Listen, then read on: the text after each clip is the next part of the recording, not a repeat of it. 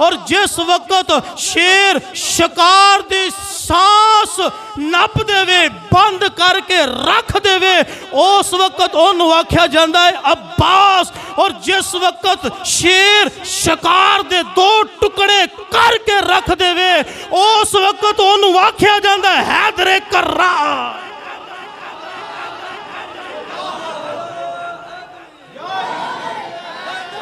हैदर मैं कहना हाथ बाहर खोल गया 2 मिनट नारा ला तो ठंड गई।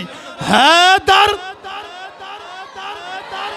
हैदर जिमें जिमें कैफियत बनती जाती है ना उवें उवें ना चेंज होंदा जांदा है। जिमें मिसाल तौर पर है तो इंसान है एक वक्त होंदा उन्होंने बच्चा आख्या जाता है फिर कैफियत चेंज होती है वह अब्बा बन जाता है फिर कैफियत चेंज होती है वह दादा बन जाता है फिर कैफियत चेंज होती है वह परनाना नाना बन जाता है फिर कैफियत चेंज होती है वह चाचा बाबा ताया।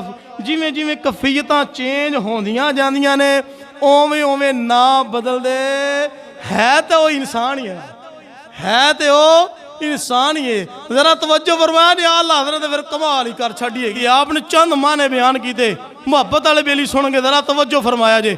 आला सरकार आप फरमान लगे कि शेर जिमें जिमें कैफियत बदलता है ना उवें उवें ना चेंज होंदे जाते उस तरह उनके ना भी चेंज होंदे जाते ने।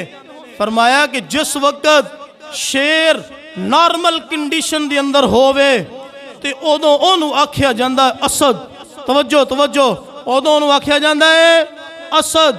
और जिस वक्त शेर नीयत कर लवे शिकार करन दा इरादा कर लवे उस वक्त उन्होंने आख्या जाता है ज़िरगाम। और जिस वक्त शेर चहल कदमी कर रहा होवे जनाब शिकार की तलाश के अंदर चहल कदमी कर रहा होवे उस वक्त उन्होंने आख्या जाता है ज़ैगम।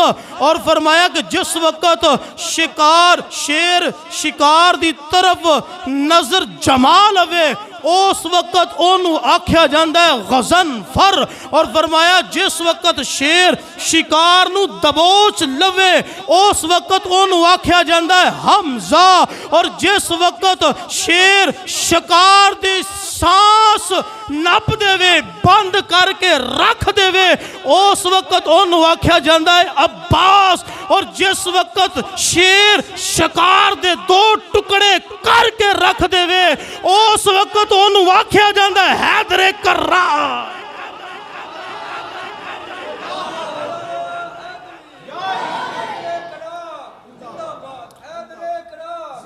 नारे हैदरी दोवें हाथ काट के बाबा जी सर्दी दूर होएगी। हैदर हैदर हैदर हाँ एक ज़ुबान नाल ये नाराबाजी नहीं हैगी ये जिक्र हो रहा है। की हो रहा जी जिक्र हो रहा है हैदर हैदर मैं कहना हाथ बाहर खोल गया 2 मिनट नारा ला तो ठंड गई। हैदर हैदर कौन हैदर। और जिस वक्त माना बयान किया कि जिस वक्त शिकार शेर शिकार दे 2 टुकड़े कर देवे चीर फाड़ के रख देवे उस वक्त उन्होंने आख्या जाता है हैदर। और जिस वक्त मौला कायनात ने मरहब दे 2 टुकड़े किए और जिस वक्त अमरे इब्ने वद दे 2 टुकड़े किए उस वक्त मेरे महबूब फरमाया हैदर कर्रार।